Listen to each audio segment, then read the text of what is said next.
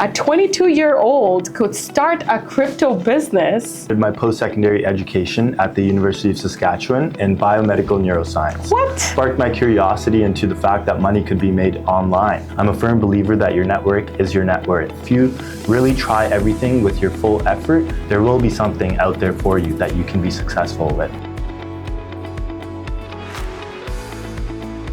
Welcome to the Legacy Podcast brought to you by MCG Career College, and my name is Raisa Frida. Today, we have a young entrepreneur with us who has unlocked the recipe for success in cryptocurrency.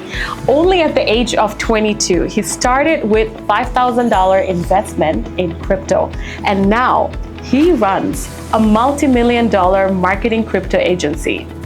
Being a son of two doctors, that was the path that he was supposed to follow. However, he didn't want to be a doctor. He always wanted to be his own boss. So guys, let's welcome the CEO of Big Bear Marketing, DJ Gupta. Hi DJ, how are you today? Hi Raisa, I'm doing very well. How are you? I'm doing good. Is this your first podcast? Yes, it is. Thank you so much for having me on. Thank you so much for being here today. You know what? It is my first time getting to know about crypto. So I would love to know about your journey. How did you get started with crypto? Yeah, so my journey is actually a pretty interesting one. So after high school, I started my post-secondary education at the University of Saskatchewan in biomedical neuroscience. What? Like you said, being a son of two doctors, I thought that was the path for me. But, during my second year, I realized that sciences is not exactly what I want to do with the rest of my life. So instead of going home and telling them that I'm dropping out and this is the end of the road for me, I spent that time figuring out exactly what I wanted to do. So half the time I would be in school, and the other half the time I would be learning new things and figuring out exactly where my passion lied. So my brother was actually, had just started his reselling business in sneakers, and that sparked my curiosity into the fact that money could be made online. And so after sneakers, we started to resell in-demand gaming consoles. So where I went to school, not many people really knew that consoles were this high demand. And so what we would do is I hired a bunch of my friends from university. They would go into Best Buy or any electronic store, purchase PS5s for me. I'd give them $50, take that PS5, and then export it into the United States. That is so smart. Yeah. And which year were you in? I was in my second year of university, second to third year of university. Wow, look at you, smart guy. So DJ, what did you do with the money you made selling gaming consoles? Yeah, so once the demand for gaming consoles kind of slowed down, this was during the COVID era. So during that time, a lot of my friends from selling consoles got into crypto. And so I thought that was the perfect bridge to continue to make money online and really learn everything about it. So I put $5,000 into crypto, specifically Solana. And during that time, there was a lot of different things that were happening, like the NFT game, different alpha channels, as we call them, where basically people give their insight on what they think can do well in crypto. And so I was just learning everything about it, following these guys along, understanding exactly how they were successful, and my goal was to basically mimic exactly what they did.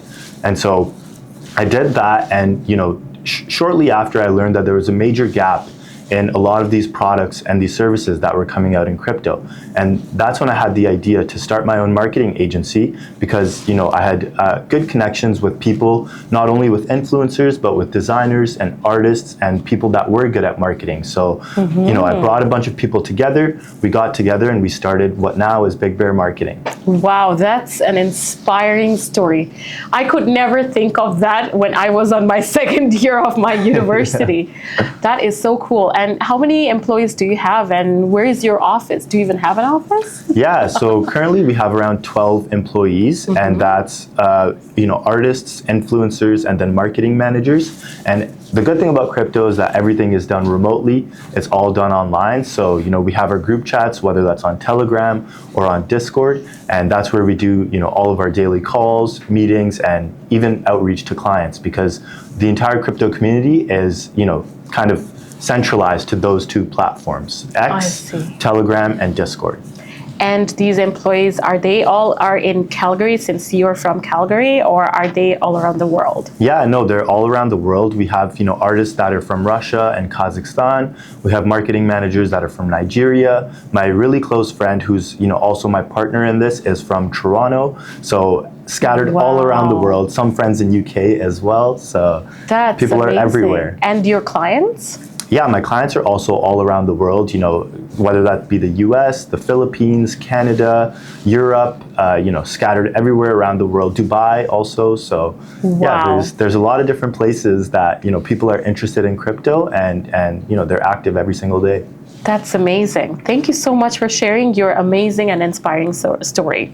So DJ, in layman terms, tell me, what is crypto and how does it work? Yeah, so, in layman terms, crypto is most easily explained as a digital form of money that exists on decentralized networks, usually using blockchain technology.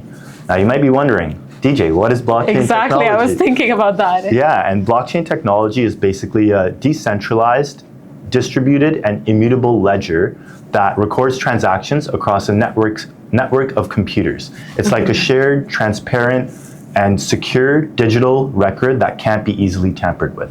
Interesting. For example, if you look at something like fiat currencies, like the US dollar or Canadian dollar, they're regulated by central banks or the government. Whereas crypto is completely decentralized. There's nobody that controls or owns crypto specifically. So it basically allows, a peer-to-peer transaction between you and I with no middleman whatsoever. That is very cool to know. And how do people make money out of it? Yeah, so there's a slew of different ways to be successful, be profitable in crypto. The most common ways are something like trading, where people trade just like they do in the stock market. There's things like what I do, marketing agencies, where we help other products, other services to be successful with branding or connections with influencers.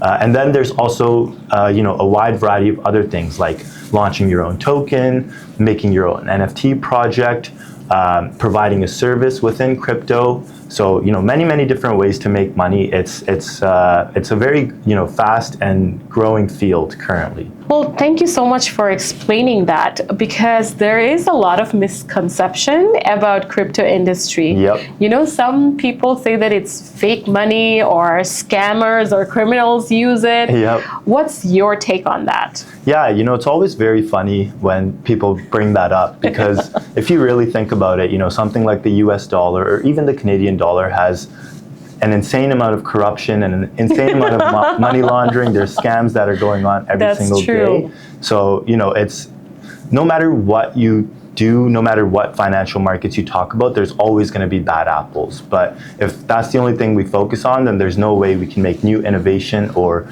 figure out what the next best way to do things is. And so what I always tell people is, I always relate it to something like the dot-com bubble, where, in the 1990s, 2000s, there were hundreds of thousands of tech companies that were artificially inflated in terms of their value.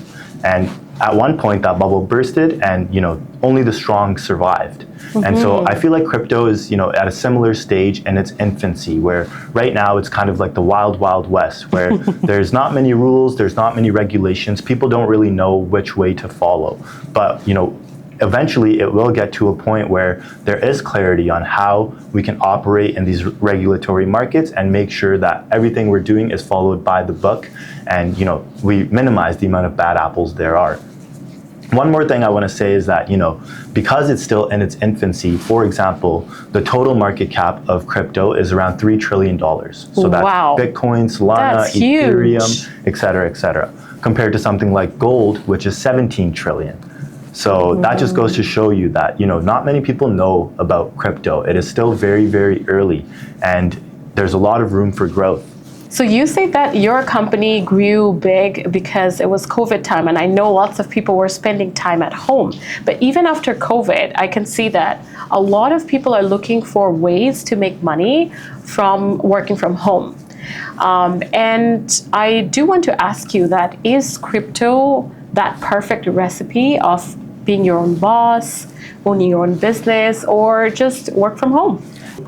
Sharing my own personal experience, my brother and I, we started our sneaker reselling business, which eventually led into, selling these high demand consoles because it was COVID and the demand was high and the supply was short. And so that eventually led me into crypto because, I realized that it's not something that's based on a product, rather it's based on the technology or the service that's being built. And so, what I always tell people is to try everything, find your passion, and then have that translate into something that you can do on your own time. So for me, crypto was great because I could work from home, I could take care of my family, and I could also do, crypto day in and day out. But for someone else, I don't know if that, is the solution for them because you have to try everything first, see where you're successful, and then follow that passion through from there. Absolutely. I agree with that. Now, if, there are going to be lots of our audience and listeners who are watching you talk about crypto, and if they want to work with you, whether it's in the crypto field or, in the marketing agency, what type of skills do they need? Yeah, so, I'll start off as like a base frame of the services, platforms, and technologies that we use on a daily basis in order to be successful and do our day job, basically, right? Okay. So things like Telegram, things like Twitter, things like Discord are extremely important because that is where the hub of crypto lives, right? All the new information, all the things that people are getting up to are posted on these platforms. So having a very good knowledge of these three platforms will lead to much more success in this field. Additionally, it's good to find out all the latest things that are going on. And so, joining different groups within Discord or within Telegram or within Twitter and finding a community that relates to you, that provides you the information that you need in order to be successful. I'll share a story with you with one of our coworkers who's actually now our lead marketing manager. His name is Audi and he's from Nigeria. When I first met him, he had absolutely no idea about anything in crypto. Slowly, he learned about all the different things, just shadowing me, shadowing my friends, understanding what we did, how we were successful, the platforms we used, how we used them to our advantage. And now, like I said, he's our lead marketing manager and, looks over all the other marketers that we employ. That's amazing. And how old is he? He's 19 years old. What? He just finished high school. You gotta be kidding me. Yeah. Are you serious? Yeah, like the average age range, for people that are in cryptos, anywhere from, even somewhere like 16 years old to about That's 40 amazing. years old. So, wow, that's pretty cool. And you said he is in Nigeria. He's not here in Canada. You have not seen him in person? Never. No? Yeah. And, oh my God, and this is very interesting. I think I now see why younger people are more interested in this type of industry. I do want to ask you something. So when you say that you were in your undergrad time when you got into crypto, did you get any sort of help from, was there like a group of people here? Was there a platform that you learned from? Like what was your schooling look like for crypto? Yeah, so, during that time, it was actually very interesting because when I first started crypto, it was the NFT era. And so during that era, the most popular platform that people used was Discord. It's basically like the new generation Skype. That's the easiest way to understand it.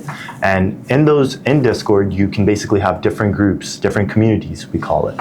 And so in these communities, there was a bunch of different people that were interested in the same thing. And so we all got together, on a daily basis, talked about what was happening, all the new things that were coming out. And that's basically, where I did a lot of my research, learned everything about it. And then Twitter was the other resource where, you can go find new news, follow the people that are, interested in the same things that you are, and, basically learn.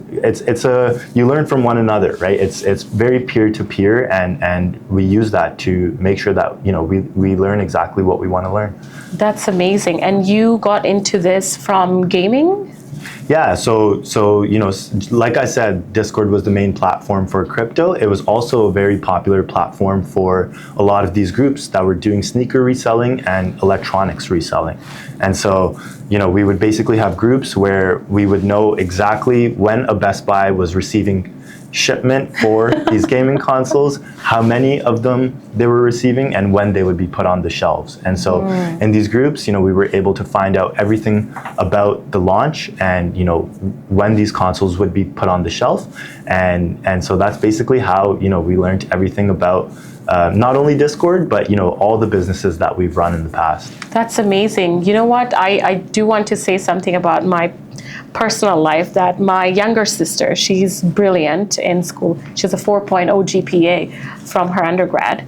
And when she does gaming, and I'm always like, why are you gaming? Like, what do you get out of it? Come on, spend the time on learning something new, this and that. And she's like, you have no clue how much strategy I'm learning, the network I've built, the friends I have made, and so many other things. So I could now see that a 22-year-old could start a crypto business.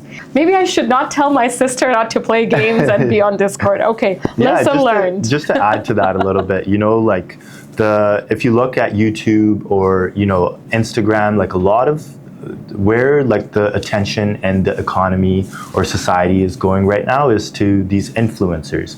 And that's exactly where a lot of these influencers got their start, is when they were kids.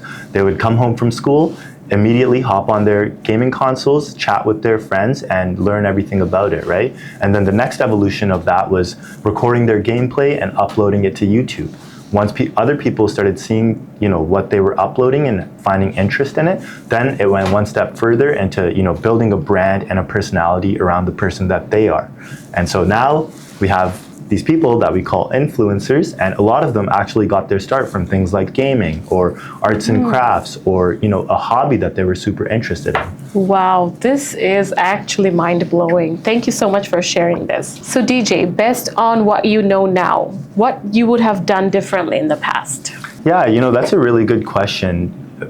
First of all, I don't live my life in regret, obviously, but, looking back on things we could have done better, I definitely would have, not been as scared to take hold of this opportunity and, hired more employees right off the bat, because, we got busy very, very quick from when we started.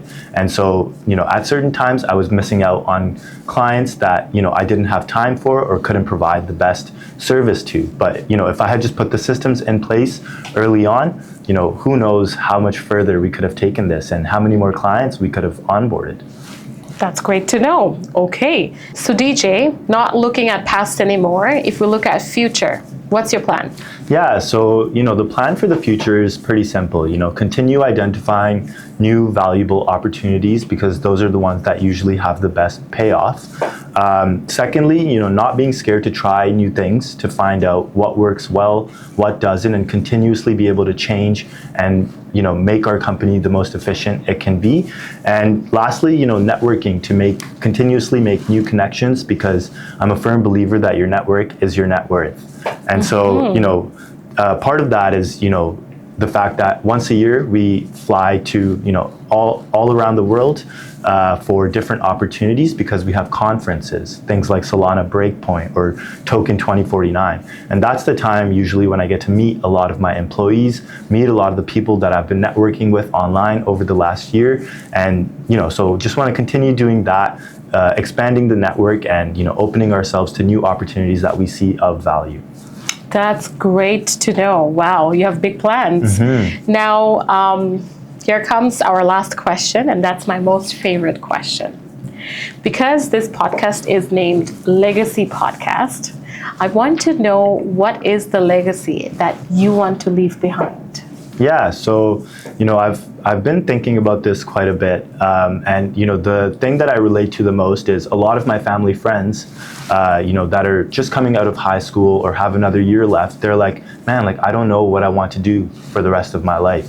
And so, my goal is really to give kids the confidence to not be scared and to try everything before they find their passion, because I'm a true believer that, if you really try everything with your full effort, there will be something out there for you that you can be successful with. And so I just want to, continue to put that message across and make sure that kids have the confidence to do whatever they want to do. That's amazing to know. So thank you so much, DJ. It was really nice getting to know you, getting to know your inspiring story. And if anyone wants to reach out to you and get to know more about crypto, or maybe wants to work with you, how can they reach out to you? Yeah, so the easiest place to find me is most likely on Twitter. I go by the Twitter handle @box.soul. So if anybody wants to reach out to me via direct message on Twitter, that's the best place to do it. Otherwise, I'm also available on LinkedIn, and my name is Dhananjay Gupta, so you can just search that up on LinkedIn, and I should show up. Perfect. Well, thank you so much. And I truly appreciate you for being here today and inspiring those, who knows? There might be other people who will follow your footsteps. Yeah, I hope so. Thank you so much for being with us. Awesome. Yeah, thank you so much. Thank you so much for listening to us and watching our episode. If you liked our episode and if you find it inspiring, or maybe you want to share it with your kids who is playing games, you can definitely share this YouTube video with your network. Please like, share, and subscribe. And as you know, MCG stands for Making Communities Great. There are so many other people like DJ who wants the younger generation to follow the footstep and try anything that they want.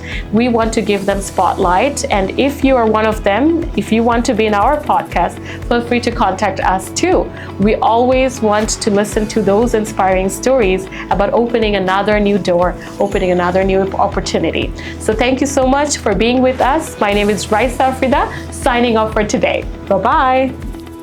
MCG, Making Communities Great.